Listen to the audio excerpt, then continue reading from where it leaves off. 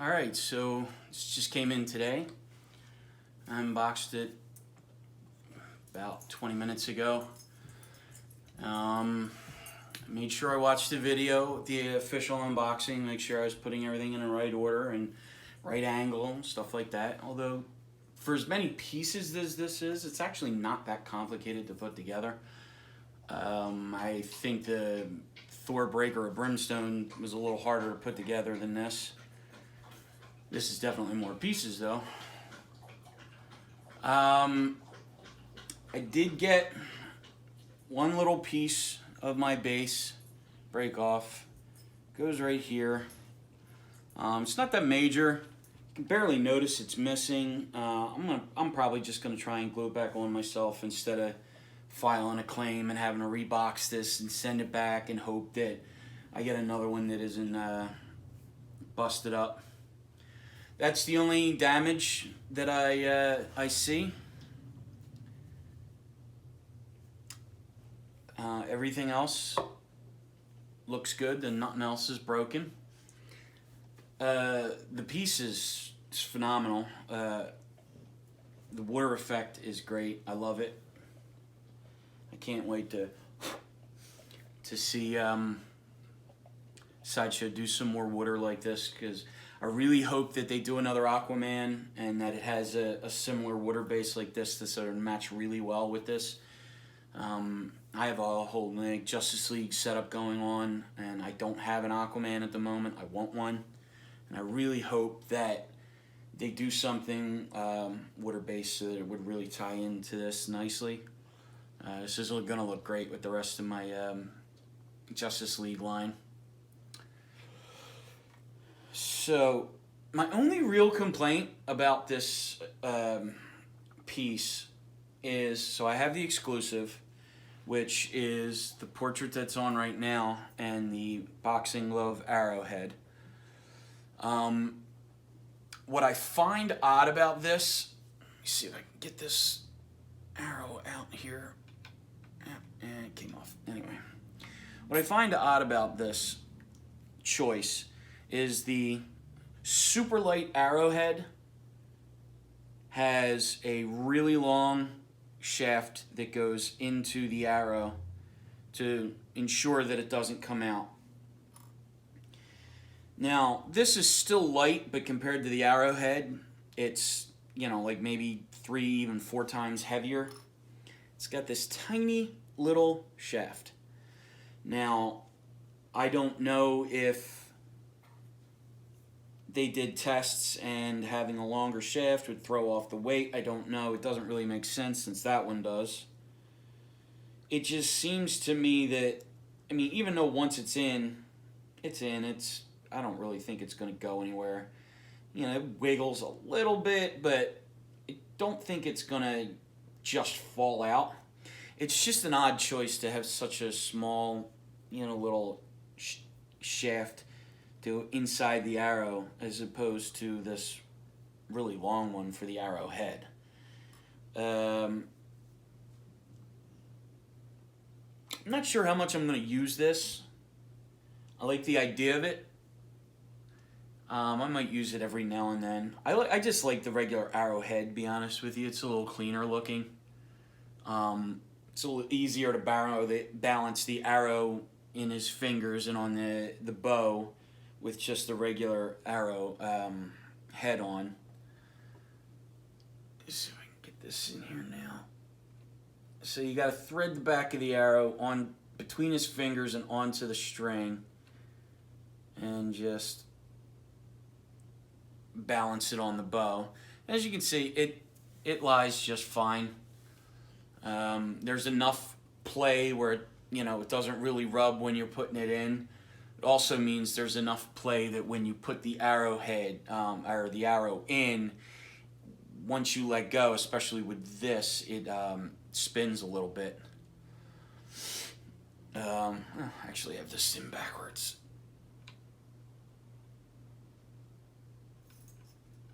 Anybody that's ever shot a bow and arrow before knows that the way you line this up is with the two pointing up and down on the inside Otherwise, you would strip that third feather as it shoots off. It's just a little bit of, I guess, pointless information.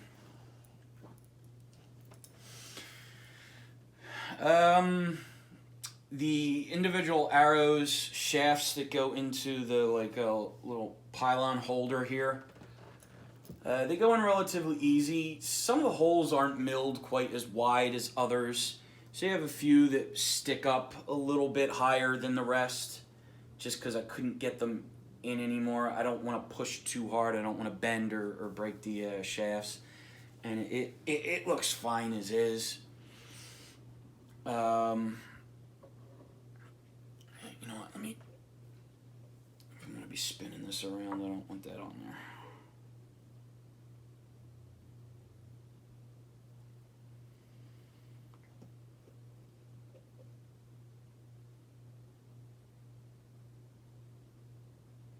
They don't really have they don't have these feathers lined up right to the slit anyway, so you're not actually going to get it to line up perfectly the way an arrow should be, but you can get it close. So as you've probably seen on other reviews, the pylon that his foot is resting on has doors that open up in the back. You can hang the exclusive boxing glove arrow inside here, which is a cool little feature.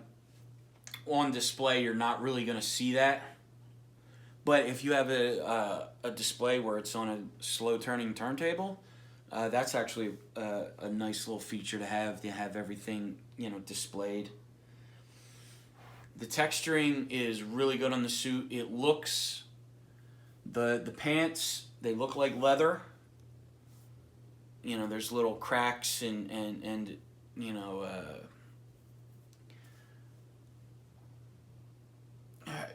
there's a leather texture. I'm at a loss for words at the moment about that. But there's little cracks and creases that give it that leather-like look. The straps are all really cool.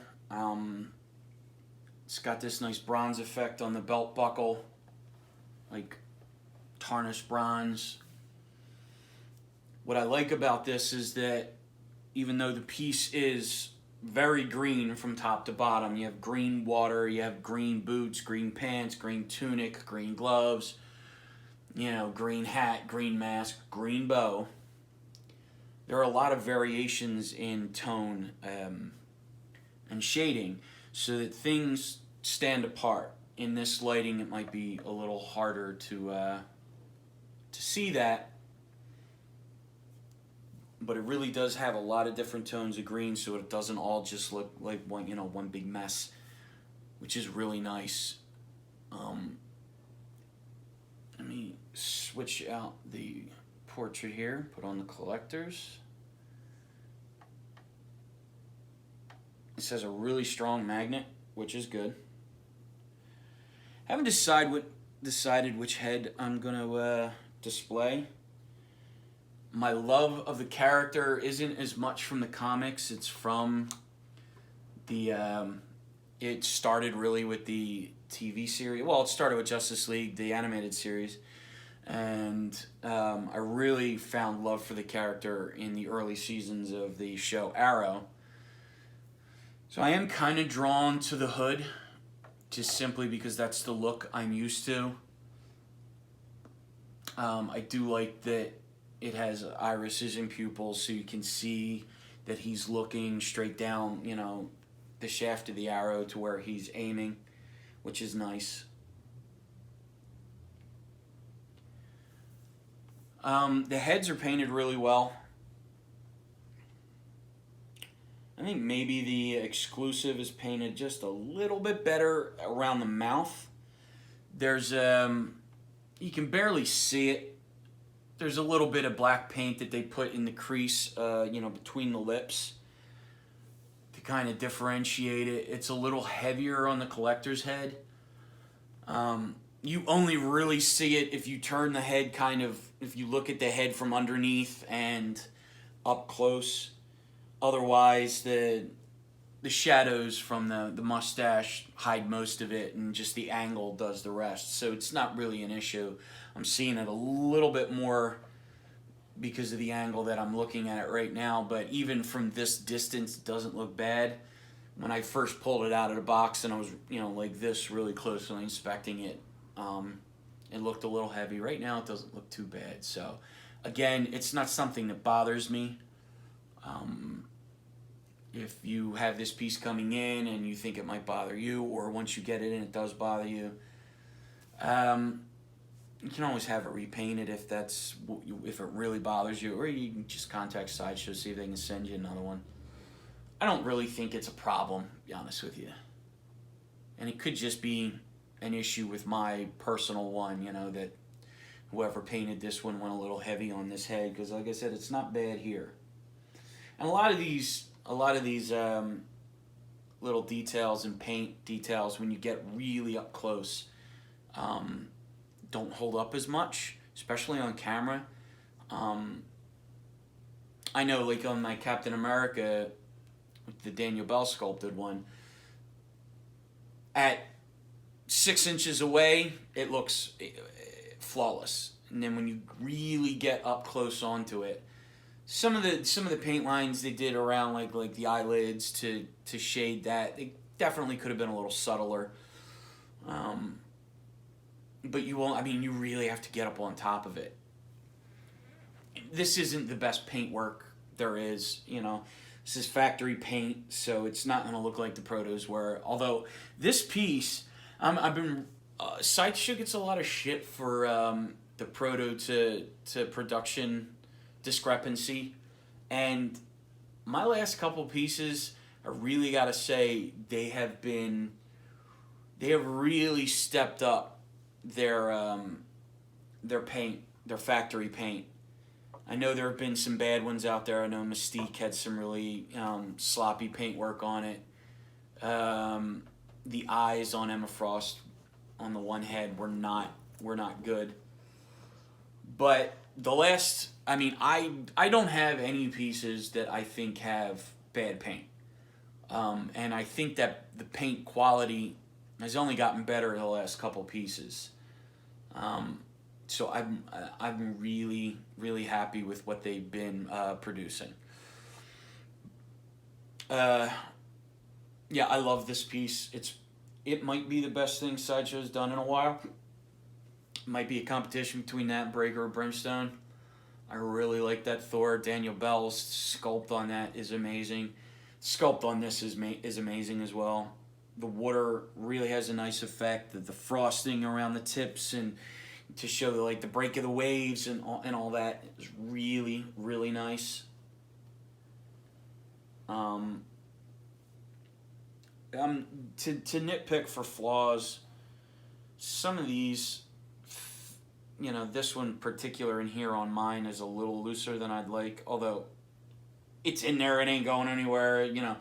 They're not meant to be solidly in there. They sit down in deep. The way it's sitting, it doesn't really matter if it's a little loose. But just, when you're putting it together, there's something to that tight snap feel, and when you're putting something together that is satisfying, and that wasn't there on these pieces. Also, this pylon in general, it does, on mine, does wiggle a little bit. I might have to pull that out and check to see if there's any styrofoam debris in there that I didn't get. I honestly can't remember if I cleaned that out or not. This pylon is steady. The figure itself sits nice. I have a little bit of a gap under the right foot, but honestly, I think that's good.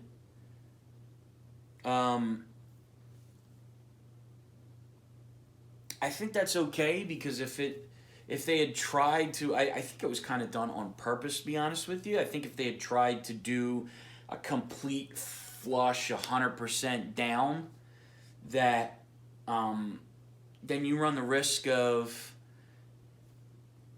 you know, the other foot not going all the way into the peg, because then this one is pressed down onto the, you know. So if I actually like the fact that that has a little bit of playroom there, and you know, you really have to get to its level and put a light source behind it to even see that there's a gap.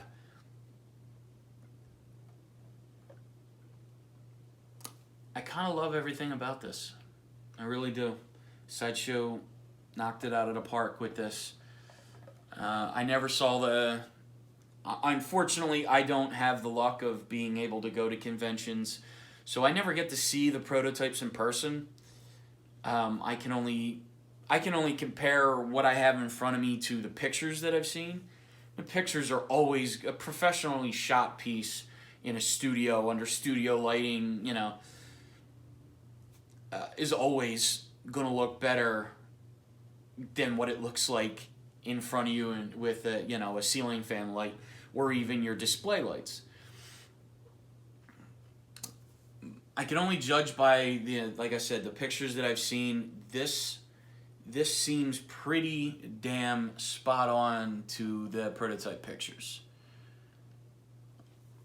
There's maybe a little bit more subtlety in the prototype in the shading of the beard on the collectors. The exclusive is pretty damn awesome. I think the only reason you see, or at least that I see, like harsher shading there is because they went with darker shadows or a darker color for the shadows in the beard, whereas the exclusive is a little bit more of that straight up blonde. I mean, his beard is like a dirty blonde on the collectors, where it's a straight up blonde here. There are definitely paint variations in tone on this head. I really do like this sculpt. I may use this one. I don't know. I haven't really made up my mind yet, like I said.